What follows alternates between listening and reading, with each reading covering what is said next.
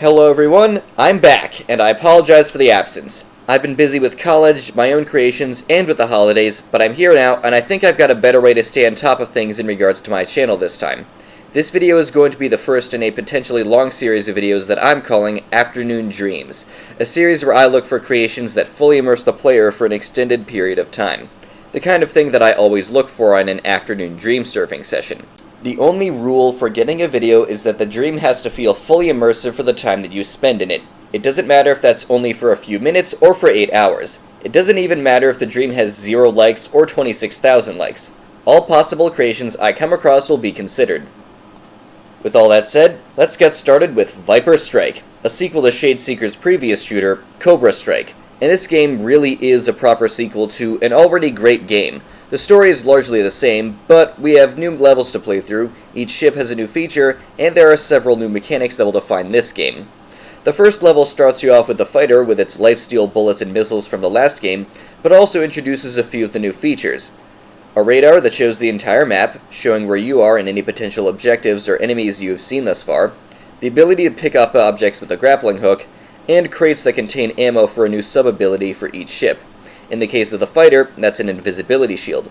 Once you get used to these mechanics, however, your skills are put to the test against some new enemies that you need to find using the radar. And that's it for the first level.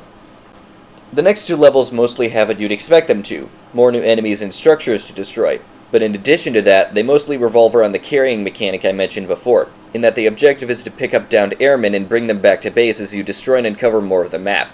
You also get access to the other two ships from the previous game, those being the tank ship and the bomber, so you're free to go through the level however you want. And while it's still fun to blast through everything, sometimes it gets a bit tedious searching for that last crate to blow up and find the last airman. The radar is a big help here, as you can see what parts of the map you maybe haven't fully examined yet. The search and rescue is a bit annoying, but not too much trouble. Level 3, however, comes with its own gimmick on top of that. The entire map is covered with EMP towers that can disable all your weapons if you get close. You see, in Cobra Strike, the way you dealt with EMP towers was by using the tank ship, which had a cannon on it that could auto-fire even in an EMP field. In Cobra Strike, however, the only way through is by carrying a tank over to the tower through the gaps and telling it to attack. And this was the most difficult mechanic to get the hang of for me, as I not only needed to get the tanks close to the tower, but also tell them to attack in that area without taking too much damage from the unavoidable lasers. The tanks themselves are really heavy and really tedious to move around. Thankfully they can heal themselves, and you'll get a replacement if one is destroyed.